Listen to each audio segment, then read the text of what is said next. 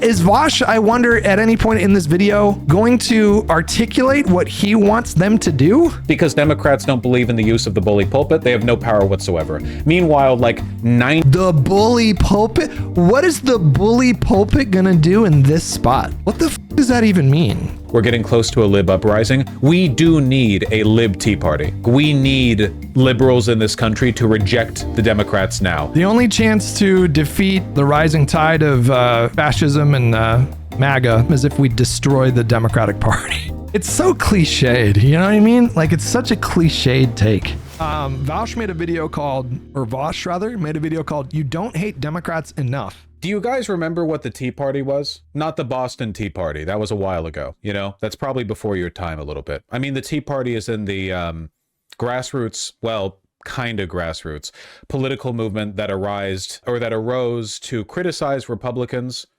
because they felt they were too weak in response to Obama's overwhelming mandate back in 2008. The Tea Party was basically the beginning of what MAGA is now, the proto-MAGA movement, where they were like, we need more populism, more aggression, more Christian nationalism, more overt racism. Like, we need to be much worse, basically, you know? You guys remember that? It started with Rush Limbaugh, as so many bad things did. I think we might be getting near that point with the Democrats now. I talked about this a lot yesterday because, like, the Democrats have failed us immensely. The Democrats gave Republicans. So the Democrats over Biden's term did not go after Trump. They allowed Trump to continue to walk free, even though they absolutely could have buried him in legal pressure. They just chose not to over January. I already have such an issue with this. The Democrats are not in charge of the DOJ. That's Merrick Garland, and the DOJ is independent. Somehow the framing of like what the DOJ's function is has now just permanently changed. The way that people talk about the DOJ, they're like, well, you know, Trump could have gone after Hillary, but he chose not to. And here's Vaush saying, well, the Democrats could have buried Donald. Number one, he was indicted 4 times, number one. Number two, it wasn't the Democrats that indicted him. It was a district attorney in New York. It was a district attorney in Georgia. It was a special prosecutor in Florida. It was a special prosecutor in DC. I don't know what he means when he says the Democrats could have buried him in like legal pressure. What do you mean? What are you talking about? It's not like I don't know, in his mind, does he think that the way that it works is like, okay, there's a box there's a closed box with a slit on the top in Merrick Garland's office in the DOJ. And, you know, once a week, the Democrats come by and they like drop a piece of paper in the box and say, like, I want you to prosecute this person. That's not how this works. It doesn't work this way. The president, not any member of any party tells the attorney general what to do. Although I have no doubt in my mind that Donald Trump is 1000% going to tell Pam Bondi what to do, and she's going to listen. So already this framing to me is a bit suspect. Oh, the Democrats could have buried him legally. What are you talking about? January 6th. They just thought like the public should decide or whatever. You know, they gave the Supreme Court to Trump by way of losing to him prior by fronting Hillary Clinton. They gave both houses of Congress. They've given him the presidency, and now they've backed. I'm going to lose my mind. I'm not even 2 minutes into this video. The Democrats gave the Republicans the Supreme Court is wild framing. Is so insane. That is a crazy thing to say. Mitch McConnell stole a Supreme Court seat from Barack Obama. The Democrats didn't give them a Supreme Court majority. The voters gave Donald Trump the presidency and empowered him to appoint 3 Supreme Court justices. That wasn't the Democrats' fault. He's doing that flowchart thing, that one flowchart where it all, like every single, there's like 6 different outcomes, and every single outcome is fuck the Democrats. He's literally doing that framing. Off completely. When was the last time you heard something from Biden? Nope, he's gone. When was the last time you heard something from Kamala Harris? Nope, she's gone. Good night, y'all. Literally, you lose. Goodbye. We're just like empty, vacuous politicians. Remember how active Donald Trump was even after January 6th failed? You'd think like Donald Trump would have run to the edges of the earth after that. Like failed. He's rewriting history. Donald Trump kind of went dark for like a year. He wasn't super public for like a year. I don't know what he's talking about. Donald Trump kind of off for a little bit after he left office in 2021. Insurrection turned on by his own party for a time. The Democrats didn't capitalize on it. And then Biden gets inaugurated. But nope, Trump never stopped. And look what it turned out to be. You know, like, look how this is just not true. Trump did stop for a little bit. That happened. My argument from yesterday and now today, like, the only path forward is infinite hatred towards the Democrats, because they did this to us. They f***ed us. They ruined it. They did it to us. They did it deliberately.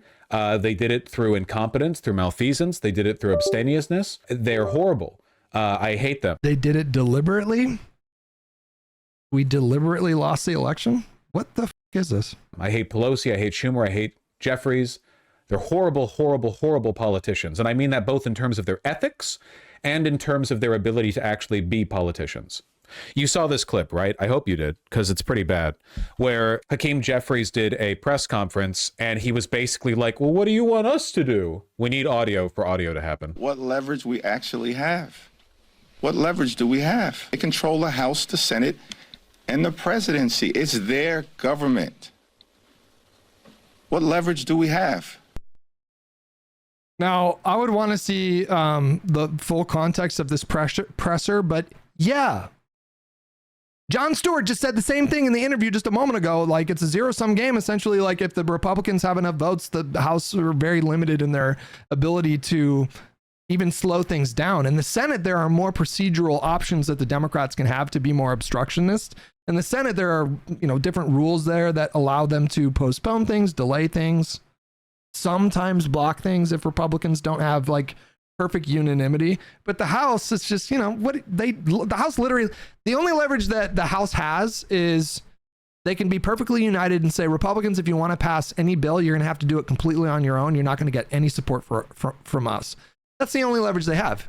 That's it. And if the Republicans have enough support within their own conference in the House, Democrats can't do anything to stop it. That's what happens when you give a political party control of government. What is controversial about saying that? I don't understand. The American voters made their decision. This is what they voted for. Do you guys understand that? This is what they voted for. The American voters voted to elect Donald Trump and give Republicans control of government. They did. That's what they did. And now the Republicans control the government. And, they're going to be able to do a lot of what they want to do. And there's nothing that Hakeem Jeffries can do to stop it. Is Vaush, I wonder, at any point in this video, going to articulate what he wants them to do or what he thinks they can do?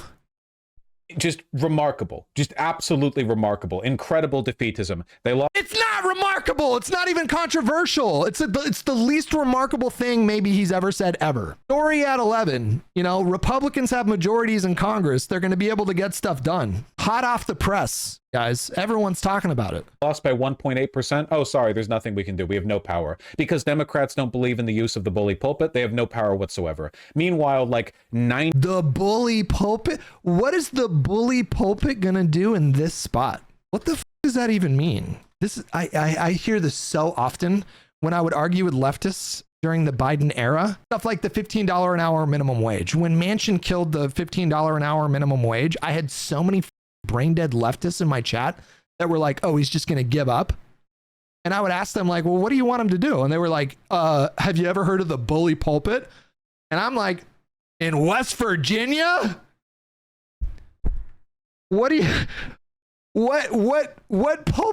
mean? What does that look like in practice? And it's always these vague illusions like, you ever heard of the bully pulpit? 99% of the time when Republicans do something that gets national attention, it's just them talking into a microphone. Like, most of the time when Republicans do something that pulls people towards them, it's not through their ability to enact policy. What policy has Donald Trump put forward yet?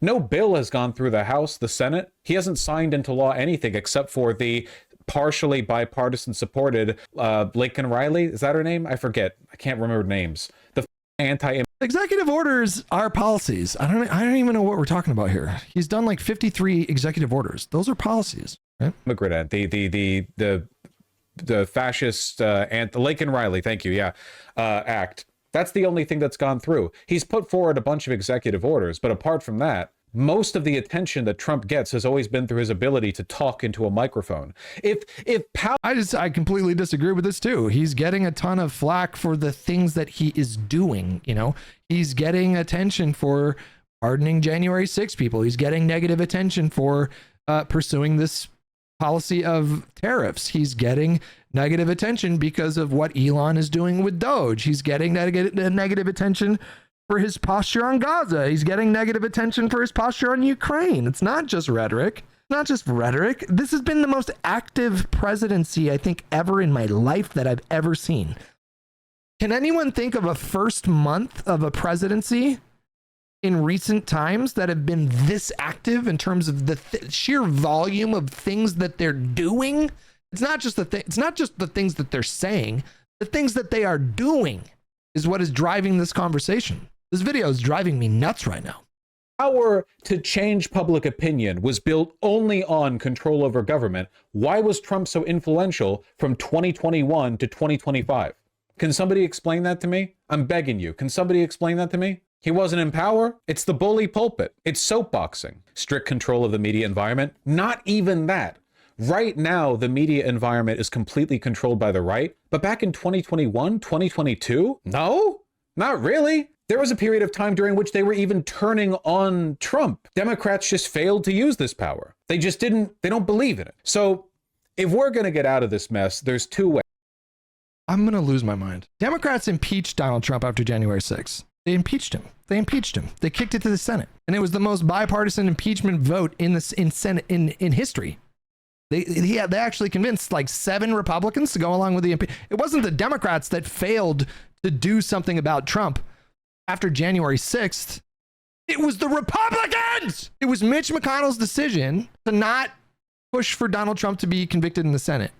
Initially, the reporting suggests that behind the scenes, McConnell was seriously considering voting to convict in the Senate.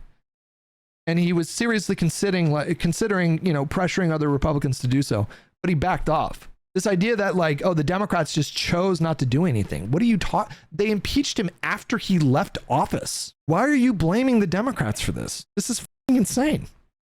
Ways, okay? Short of What should the Democrats have done? Just illegally told U.S. Marshals to go to Mar-a-Lago and arrest him? What more do you want them to do?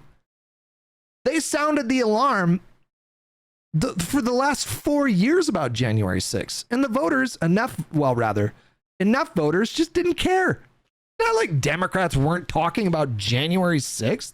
What? It was the centerpiece of Biden's campaign before he dropped out. He was framing the 2024 campaign around Donald Trump's threat to democracy and specifically harping on January 6th. And it wasn't working. The voters didn't care, or enough voters didn't care. And so then Kamala came in and she kind of turned it about opportunity economy and a little bit of the threat to democracy stuff. But why is he blaming? Okay. Revolution. Yeah, I get it. Okay. Short of that, in terms of electoral performance, you make a third party or you make the Democrats better. I'm going to Minecraft myself. So sick of this earthly realm. Party for a wide variety of reasons that I've been rambling about for 5 years now. I just don't think it's very viable. It's very, very, very, very, very, very difficult to build this up. Certainly in the okay, well, you got there. In the context now, the political context, that we exist in currently. It hasn't succeeded yet. I don't think it'll succeed in the near future. Okay. However, I do think that pressure is mounting right now against the DNC. I think that people are getting more and more upset. I saw this clip yesterday right after stream ended. I just about blew a gasket, okay? I had this damn near killed me, and I'm considering pursuing legal action against Jeffries because I consider this kind of like a personal attack against me. So, you know how Eric Adams, the ostensibly Democratic mayor, the corrupt mayor of New York City, who has for some time now been signaling more and more that he is leaning right, up to just now getting pardoned by the DOJ, not pardoned, but having the case against him dropped by the DOJ, and in exchange, he's allowing ICE to run rampant in New York City, and he's told his people not to be critical of Trump. Here's what Hakeem Jeffries, effectively the leader of the Democratic Party, has to say about that. Any reaction to the dropping of the charges against Eric Adams? No reaction at this point in time. The people of New York City will make a determination as to who is best positioned to lead the city of New York forward.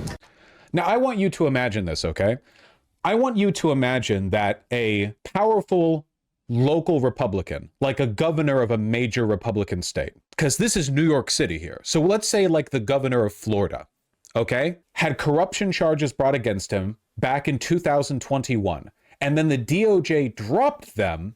And in exchange, the Republican governor not only announced a bunch of left-wing policy, but also allowed the Democrats to run the state more directly, and said that he and his officials would no longer criticize Democrats. And then you went up to any Republican and asked them how. I don't know. Maybe the calculation was, okay, well, you know, I'm not 100% sure that Eric Adams is going to switch parties, but if if Hakeem Jeffries comes out there and says this is a travesty, he should go to jail, blah, blah, blah, blah, blah, maybe you would like cement that happening or fast track that happening.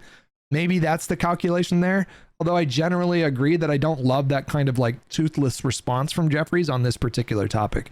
The guy is just, Adams is just like to call him a disappointment is putting it lightly. We'll say that. I mean, he's in many ways more disappointing than Fetterman. How they felt about that. That motherfucker would be torn apart. Republicans threaten to primary their own people if they disagree with Elon on anything. The Democrats won't even turn on people who have already drank with Judas. Like Hakeem, there is apparently no line where Hakeem Jeffries is willing to rein in his own party. There is literally no point after which he will go, oh no, I think we should have some kind of standard within our party. Like maybe our party shouldn't be comprised entirely of people with no values who will kowtow to the right. I owe my constituents nothing. If you want more on how uniquely unlikable Jeffries is, you should check the comments on his talk with Jon Stewart. Yeah, unfortunately, I can't go over because I'm pretty sure Jon Stewart's podcast is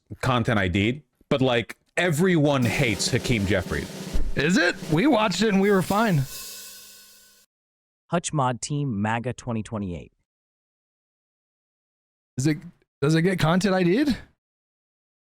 I didn't get content ID'd when I watched it. I hate Hakeem Jeffries, but a lot of other people do as well. Me hating him, that's not new. Yeah, here you go. The comments underneath this interview. Usually John's podcast episodes give me food for thought. This time it helped lull me into an afternoon power nap. My God, this can't be the future of Democratic leadership. Criticizing him for his healthcare policy. Bernie interview amazing. AOC interview inspiring. This interview painful. Establishment Dems clearly don't have a plan. Let me save you an hour. John politely points out it appears the Democrats think our current problems have to do with messaging rather than delivering for the American people, that the public is frustrated and angry that corporations and the wealthy rig the system. Hakeem's response, we must do a better job of messaging. We do deliver for the American people. I've seen the interview. Pretty sure Hakeem Jeffries hates Hakeem Jeffries at this point. He should. Embodiment of everything wrong with the party. Everyone here hates him. Everyone hates Hakeem Jeffries. No one likes Hakeem Jeffries, okay? And that's important, because it didn't used to be this way. The average liberal voter has always been more or less okay with Democratic leadership, at least, you know, in recent years. But now, I hope we might be building to some kind of genuine reckoning. This is just from yesterday. Scoop. Dems pissed at liberal groups, Move On and Indivisible. A closed-door meeting for House Democrats this week included a gripe fest directed at liberal grassroots organizations, sources tell Axios. Why it matters. Members of the Steering and Policy Committee, with House Minority Leader Hakeem Jeffries in the room, on Monday complained activist groups like Move On and Indivisible have facilitated thousands of phone calls to members' offices. People are pissed. A senior House Democrat who was at the meeting said of lawmakers' reaction to the calls. The Democrat said Jeffries himself is very frustrated at the groups who are trying to stir up a more confrontational opposition to Trump. A Jeffries spokesperson disputed that characterization and noted Axios that their office regularly engages with dozens of stakeholder groups, including Move On and Indivisible, including as recently as Monday. There were a lot of people who were like, we've got to stop the groups from doing this. People are concerned that they're saying we're not doing enough. But we're not in the majority, said one member. Some Democrats see the callers as barking up the wrong tree given their limited power as the minority party in Congress. It's been a constant theme of us saying, please call the Republicans, said Representative Don Bayer. I reject and resent the implication that congressional Democrats are simply standing by passively, said Rep. Richie Torres. This is the guy who tried to get Hassan banned from Twitch for being anti-Semitic. He's extremely bought by AIPAC. On the other side, people are angry, scared, and they want to see more from their lawmakers right now, other than floor speeches about Elon Musk, indivisible. What do you want? What do you want? Can you even articulate what you want? What specific thing do you want them to do? Like, I have issues with their messaging. I mean, I agree that the Democrats have a messaging problem. I think Jeffries is absolutely right about that. But what do you want Democrats to do right now to like stop Elon from having Doge and doing Doge things? First of all, like there have been several court challenges to the Trump administration so far. I mean, like, it's actually kind of insane. The idea that like nobody's doing anything is just not true. Look how many things have been blocked so far. Somebody tweeted out a list of them yesterday. Birthright citizenship order was blocked. The federal funding cutoff was blocked. Illegal feds resignation plan was blocked. Access to Treasury's vital data system was blocked. Firing 2,000 USAID workers was blocked. Drastic NIH grant cuts was blocked. Removing public health websites was blocked. So first of all, there are legal challenges that are going on every day. And many of these challenges, dare I say most of them, have been successful. Some of those have been maybe allowed again as the judicial process plays out. But there is a fight that's currently being waged right now. There are legal fights to what Donald Trump is doing, which is way more meaningful than like doing press gaggles and demonstrating with signs. Founder Leah Greenberg told Axios. So to be clear, okay, the incompetence and abstemiousness of the Democrats is now severe enough that they are bitching about liberal political organizing groups complaining to them that they're not doing enough. This isn't just lefties. This isn't Bernie bros. This isn't like radical Gaza protesters or whatever the okay. This is like this is the Democratic base. And not only are the Democrats unwilling to hear these criticisms, they're bitching about them. They're like, what do you want us to do? Can you answer that question? What do you want them to do, Vaush? One of two possibilities. They are either controlled opposition, or they are so ideologically compromised by liberals' obsession with institutional power that they cannot fathom that they could be doing anything more. They literally... Such as? Are we going to get any like meaningful suggestions here? Is he going to fill in any of these blanks? Cannot, they can't believe, they can't imagine. I don't know if it matters which one is more likely. I think the second one is... The controlled opposition thing is such fucking nonsense, bro. Rotating villain controlled opposition, it's basically lefty QAnon, where the Democrats are intentionally losing elections because they secretly support what Republicans are doing. Just nonsense, just complete nonsense.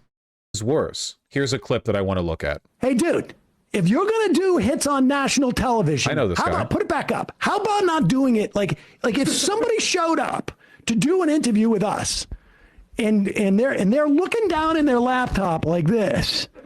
Okay, yeah, put it on. Now this is fair, but this is a criticism about messaging. This is a criticism about like who the Democrats are putting in front of cameras. Who the Democrats are elevating to positions of leadership within the minority party right now. Their ability to be effective communicators to the media is arguably, I mean, besides the legal challenges, how they present themselves in the media is arguably the most important piece of the puzzle right now. We're in a war for persuasion when we're talking about like political struggles, political tensions between the two parties. It's ultimately a war over who is going to be more influential over their voters. And you're just not going to be very influential if you have people like Chuck Schumer and what's his name again? This guy here, basically embarrassing himself on TV. But that's a problem of messaging. That is what Hakeem Jeffries was speaking to a moment ago. Great, like, yeah, but they're looking down on their laptop like this. They got no microphone. Invest in a $25 microphone. You're talking to the American public. Christ, that guy looks like a corpse. No. Connolly? No. Trust me, okay? He's great. He's pretty spry as 74-year-olds with terminal cancer go. Definitely a better choice for the Oversight Committee minority leader position than AOC. Does he have terminal cancer?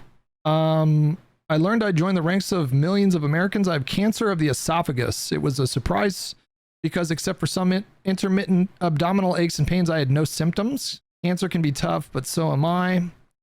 What stage cancer is it? What is the mortality rate? The 5-year survival rate for esophageal cancer is only 20%. Jesus Christ, that's not great. Firebrand, who's actually respected and liked and known about by a large number of people, it's his turn. You know, that's what people actually said about him when they were running against each other. They said it's his turn. Like, he's been waiting for this for a long time, you know? They actually said that. Yeah. Nothing to do with the interests of the voters or his abilities. Literally just, yeah, he's old and he's going to die soon. Let's give him a shot. Like, the Democratic Party is basically like a Make-A-Wish Foundation for 80-year-olds, you know? Oh, you're about to die? Have a leadership position. Whatever. Last chance you get, right? Like, I think that's fair. You don't know how to do this. You don't know how to play this game. You are not equipped for this. You may be a very great congressman. You may be very nice. You may have great voting record. You are not equipped to do this. Your staff is not equipped to do this. No one associated with you is equipped to do this. The people who elected you over AOC are not equipped to do this. Yep. Look in the mirror, understand the stakes that are going on, and say, I'm stepping aside. This is just if you want, you can go look at any of Connolly's statements to the media as the Democratic leader of the House Oversight Committee. Look at anything that he's done when talking to the media. He literally looks like a great grandpa who is on the cusp of death and is like, has no idea how to use the computer. Dude does not have the sauce. Not even a little bit. In fact, let me try to find it. 1 second. Let me try to find just anything. Just a little snippet. Okay? Just a little snippet. Oh, we did see a clip of Lib. Connolly. Remember when Nancy Mace in the on the floor called or said tranny, and Connolly was like, in defense of this fossil, no messaging will reach MAGA or Hassan's left. Those people are delusional. 100%. I think that it might be rude or something to that effect, and asked the Republican there to do something, and the Republican was like, sure, I'll see if I can do something. I'm not familiar with all this fancy new talk. I'll take a look and see if it's problematic later. And then Connolly was like, okay, thank you. Oh, sure. Yeah. Here's the relevant clip. Okay. Remember. Okay.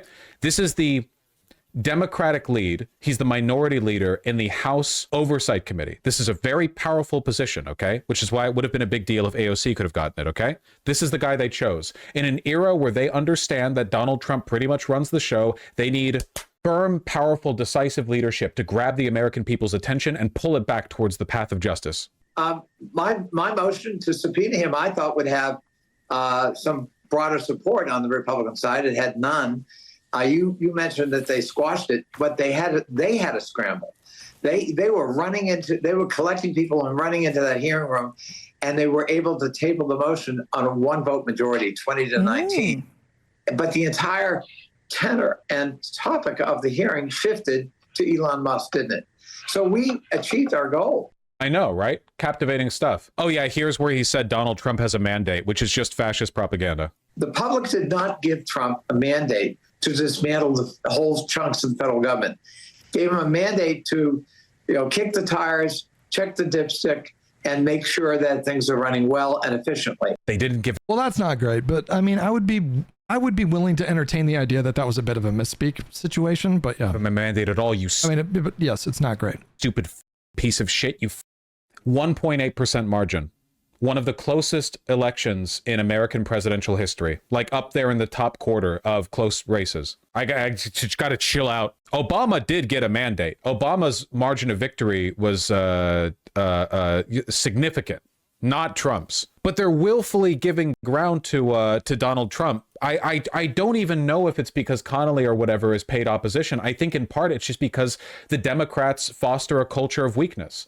They foster a culture of weakness where no amount of failure can get you ousted from the party. You lose the entire goddamn government to Donald Trump. Everyone gets to keep their seat. Yay. Everyone stays in. The previous DNC chair never accomplished a damn thing except losing a Senate seat, and they gave him the goddamn DNC chair position. Accomplished nothing except for dragging down the party. Connolly, he's got terminal. Who's he talking about? Is he talking about Ken Martin or is he talking about Jamie Harrison? cancer and he's 85 years old or whatever and he's dying. I think he's actually like 76. Who gives a shit, man? Give him the oversight position. Does he need to know how to use a computer? Nah. Indivisible is urging people who are scared to call their their member of Congress, whether they have a Democrat or Republican, to make specific procedural asks. How can one kick these people out? Basically, what I am saying is that liberals in this country need to hate Democrats more than you think is possible. Okay. The leftist instinct to self-destruct is a powerful force, you know, like at a time like this, where if we stand any chance of stifling Donald Trump's agenda, it would have to be with perfect unanimity. And of course, the leftist feedback that they give in this moment is for the party to go to war with itself. Just go scorched earth. Democratic, I guess in his mind and the, you know, his ideal sort of vision for how the Democratic Party course corrects at this point is for Democratic leadership to form a list. Here's 75 Democrats we need to primary in the next 2 years, which would be just like a godsend to the Republican Party. That would be the most helpful thing that Democrats could do right now to the Republican Party, is go to war with itself. And this is their instinct at every step of the way, is to just cannibalize themselves. That's not what we need right now. What did the first Donald Trump presidency teach us? It taught us that we can be effective foils to MAGA if we're united. The Democratic Party has never been this united in my entire life. Well, in this moment, it's a bit murky because we just had this loss. And now there are these open questions about, you know, what leadership is going to look like and how do we deal with the second Trump presidency? Is it going to be different from the first one? These are all valid questions. But honestly, the Democratic Party, even in this moment, after a pretty significant loss, both in Congress and in terms of the presidency, they're not like eating themselves alive. Democrats, to their credit in Congress, figured this out the first time around. You know, we can actually like prevent him from doing a lot of the stuff that he wants to do if we stay united. That will be the Democrats' biggest strength right now. And of course, Vaush's instinct, just like the quintessential leftist instinct, is like war. We need war.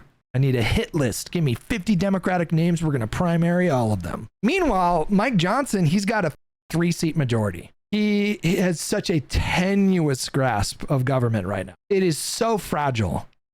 And they have so much division within their own party that really all we got to do is stay united and just kind of sit back and watch them destroy themselves. The Republican Party will go to war with itself over the continuing resolution that they have to vote on in March to fund the government.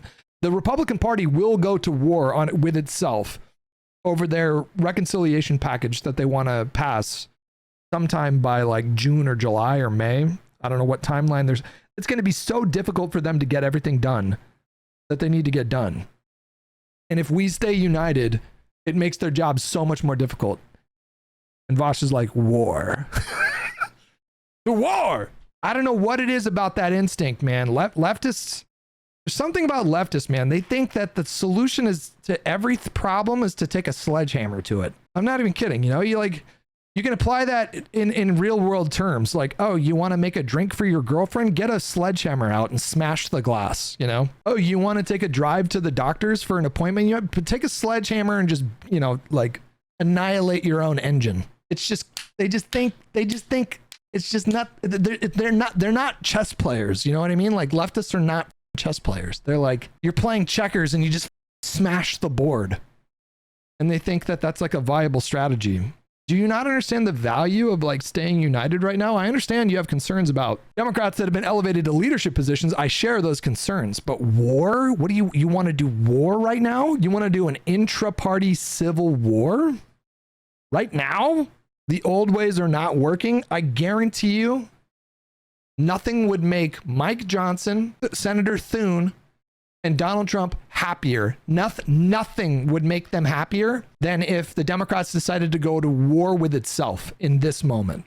It is so stupid. It is so stupid. It doesn't mean you shouldn't have concerns or you shouldn't voice your concerns about, you know, like, should we be having Connolly go on MSNBC? Like, Is this helping us? That's fine. It's fine to have those concerns. But when you're like, we need to primary Hakeem Jeffries, it's like, what are we? Okay. Okay.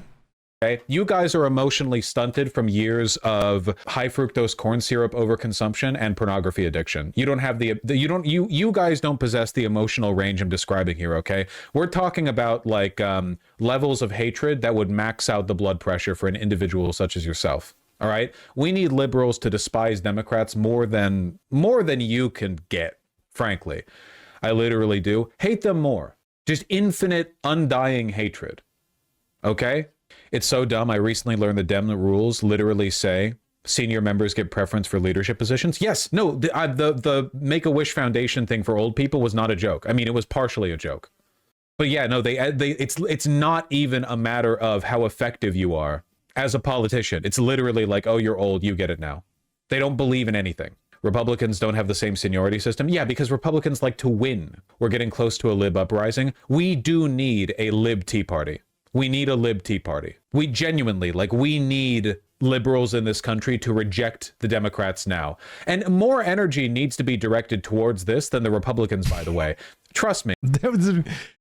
His plan would his plan would guarantee Republican political hegemony for the next 20 years. I'm telling you guys, it's this leftist instinct. War. Nuke everything to the ground.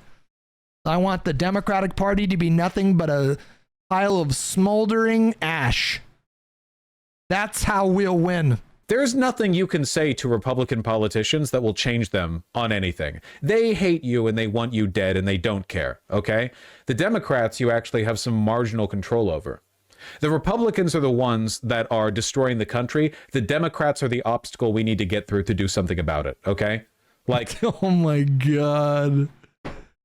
I cannot emphasize how much I believe it's actually the inverse. The Democrats, resistance libs improved your lives materially so much over the last 6 years. Resistance libs were like the most effective like political like voting bloc in the entire country. In 2018, 2020, and 2022. We showed the fuck up. We voted in special elections. We voted in midterms. We took elections seriously. We're not the fucking problem here, bro. We're dealing with a war machine that is left not only ineffective, but it's like the rust and rot of the previous machinery is occupying space that we need to build the effective machinery. It's the only chance. It's the only chance, man. It's the only chance, okay? It's important. I saw this on Twitter. I don't know if it's real. The only chance to defeat, the rising tide of fascism and MAGA, the only chance we have to defeat them is if we destroy the Democratic Party. It's so cliched, you know what I mean? Like, it's such a cliched take. It's so predictable. It's so fucking predictable. It's their answer to everything. But because I really, really, really hate Democrats, I will...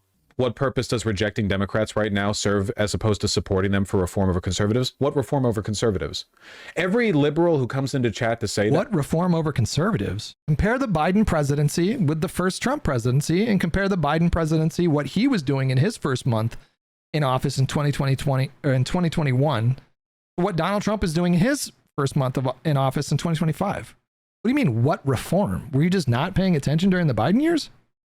That you're living in a fantasy world. Like what reform? Sure, then go support it. What are you talking about? What do you mean, what reform? What kind of a question is that? About? It's like imaginary, like if we never criticize the Democrats, maybe they'll suddenly start doing the things. This is the straw man too. This is the straw man that leftists like to do, where it's like, oh, we should never criticize the Democrats. No, I didn't say that. Did you hear me say that? Have you heard me criticize Democrats? Nobody said don't criticize the Democrats. We're saying maybe don't try to commit nuclear war on the Democratic Party when it's the only party that can mount sufficient enough opposition to the Republican Party in order to prevent them from winning or pursuing their agenda.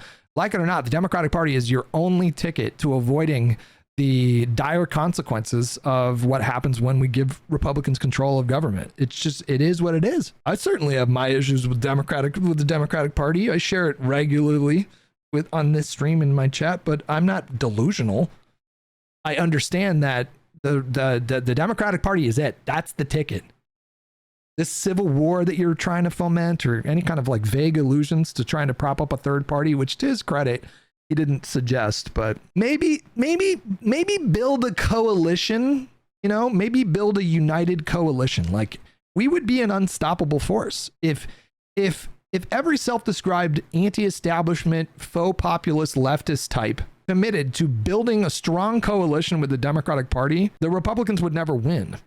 The only time, like the only way that Republicans can win in the modern era is if if the electorate is apathetic. We have the numbers. We would be an unstoppable coalition, and might I add, leftists would accomplish so much more of their goals. They wouldn't get 100% of their goals, but they would get so much closer to their, you know, preferred outcomes if there was this committed coalition. But if there's one thing that leftists are just like the worst at, their worst liability is they don't prioritize coalition building at all. At all. They get mad at Democrats like, you didn't convince enough voters to beat Donald Trump. Well, how the f are you guys doing? Do you ever ask yourselves, can we do a better job of convincing American voters that, you know, progressive policy is the way to go, Medicare for all and free college and paid family leave? And like, are we doing enough job of convincing people? No, they never ask themselves that question.